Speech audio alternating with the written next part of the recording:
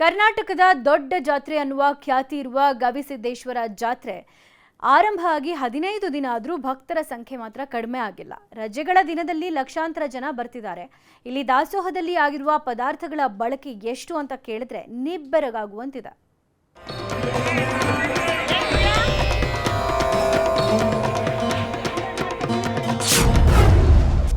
ಗವಿಸಿದ್ದೇಶ್ವರ ಅದ್ಧೂರಿ ಜಾತ್ರಾ ಮಹೋತ್ಸವ. ಜಾತ್ರೆಯಲ್ಲಿ ಭಕ್ತ ಸಾಗರ, ಭರ್ಜರಿ ದಾಸೋಹ. ಕೊಪ್ಪಳದ ಗವಿಸಿದ್ದೇಶ್ವರ ಜಾತ್ರೆ ಅಂದ್ರೆ ದಕ್ಷಿಣ ಭಾರತದ ಮಹಾಕುಂಭಮೇಳ ಅಂತಾನೆ ಪ್ರಸಿದ್ಧಿ ಪಡೆದಿದೆ. ವರ್ಷದಿಂದ ವರ್ಷಕ್ಕೆ ಜಾತ್ರೆಗೆ ಬರುವವರ ಸಂಖ್ಯೆ ಹೆಚ್ಚಾಗುತ್ತಲೇ ಇದೆ. ರಥೋತ್ಸವದ ನಂತರವೂ ಲಕ್ಷಾಂತರ ಭಕ್ತರು ಗವಿಮಠಕ್ಕೆ ಆಗಮಿಸಿ ಜಾತ್ರೆಯಲ್ಲಿ ಭಾಗಿಯಾಗ್ತಿದ್ದಾರೆ.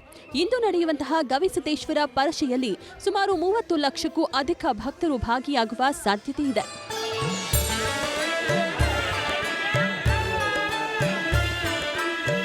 ಕಳೆದ ಭಾನುವಾರ ರಜೆ ಹಿನ್ನೆಲೆ ಜಾತ್ರೆಗೆ ಸುಮಾರು 10 ಲಕ್ಷ ಭಕ್ತರು ಬಂದಿದ್ರು. ಅಲ್ಲದೆ ಮಕರ ಸಂಕ್ರಾಂತಿ ದಿನದಂದು ರಜೆ ಇರುವ ಕಾರಣಕ್ಕೆ ಭಕ್ತರ ದಂಡೇ ಹರಿದು ಬಂದಿದ್ದು ಗವಿಮಠದ ಆವರಣ ತುಂಬಿ ತುಳುಕುತ್ತಿತ್ತು. ಇನ್ನು ಗವಿಸಿದ್ದೇಶ್ವರ ಜಾತ್ರೆಯಲ್ಲಿ ದೇವರ ದರ್ಶನದ ನಂತರ ದಾಸೋಹದೇ ವಿಶೇಷ. ಇಲ್ಲಿ ಜನವರಿ 1ರಿಂದ ಹೊತ್ತಿದ ಒಲೆ ಇನ್ನೂ ಆರಿಲ್ಲ. ಭಕ್ತರಿಗಾಗಿ ನಿತ್ಯ ಟನ್ಗಟ್ಟಲೆ ಆಹಾರ ಸಿದ್ಧವಾಗುತ್ತದೆ. ಈಗಾಗಲೇ ದಾಸೋಹದಲ್ಲಿ 1,000 ಕ್ವಿಂಟಾಲ್ ಅಕ್ಕಿ, 800 ಕ್ವಿಂಟಾಲ್ ಸಿಹಿ ಪದಾರ್ಥ ಬಳಕೆಯಾಗಿದೆ. ಮಾದಲಿ, ರವೆ ಉಂಡೆ, ಮೈಸೂರು ಪಾಕ್, ಬೇಸನ್ ಉಂಡೆ, ಶೇಂಗಾ ಹೋಳಿಗೆ ಸೇರಿದಂತೆ ಬಗೆ ಬಗೆಯ ಸಿಹಿ ಆಹಾರ ತಯಾರಿಸಲಾಗುತ್ತಿದೆ. ಅಲ್ಲದೆ 18 ಲಕ್ಷ ರೊಟ್ಟಿ, ಟನ್ಗಟ್ಟಲೆ ತರಕಾರಿ ಬಳಕೆಯಾಗಿದೆ.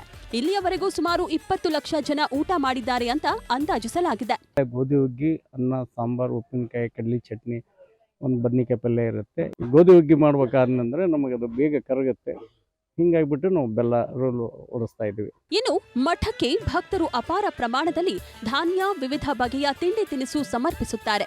ಇಲ್ಲಿ ಭಕ್ತರೇ ಸ್ವಯಂ ಸೇವಕರಾಗಿ ದುಡಿದು ದಾಸೋಹದಲ್ಲಿ ಯಾವುದೇ ಗೊಂದಲವಾಗದಂತೆ ನೋಡಿಕೊಳ್ತಾ ಇರುವುದು ಮತ್ತೊಂದು ವಿಶೇಷವಾಗಿದೆ. ಅಮಾವಾಸ್ಯೆ ವಿಶೇಷ ಪ್ರಸಾದ ಗೋಧಿ ಹುಗ್ಗಿ. ಅದಕ್ಕೆ ಒಂದು 50 ಕ್ವಿಂಟಲ್ನಿಂದ 60 ಕ್ವಿಂಟಲ್ ಬೆಲ್ಲ, ಒಂದು 20ರಿಂದ 30 ಕ್ವಿಂಟಲ್ ಗೋಧಿ ಎಲ್ಲ ಬಂದಂಥ ಭಕ್ತರಿಗೆ. ಅಂದಾಜು ಎಷ್ಟು ಜನಕ್ಕೆ ಇದು ಊಟ ಆಗ್ಬೋದು? ನಮ್ಮ ಅಂದಾಜು ಒಂದು 2 ಲಕ್ಷ ಮೇಲೆ ದಾಟ್ಬೋದು ಅಂತ ಒಂದು ಅನಿಸಿಕೆ. ಆ ಒಂದು ಲೆಕ್ಕದ ಮೇಲೆ ಇಲ್ಲಿ ತಯಾರಿ ನಡೆದಿದೆ. ಒಟ್ನಲ್ಲಿ ಜಾತ್ರೆ ಅಂದ್ರೆ ಅದು ಗವಿಸಿದ್ದಪ್ಪನ ಜಾತ್ರೆ ಎಂಬ ಮಾತನ್ನ ಈ ಬಾರಿಯೂ ಭಕ್ತರು ಸಾಬೀತುಪಡಿಸಿದ್ದಾರೆ. ಅಪಾರ ಸಂಖ್ಯೆಯಲ್ಲಿ ಭಕ್ತರು ಆಗಮಿಸಿ ಗವಿಸಿದ್ದೇಶ್ವರ ದರ್ಶನ ಪಡೆದು ಪುನೀತರಾಗಿದ್ದಾರೆ.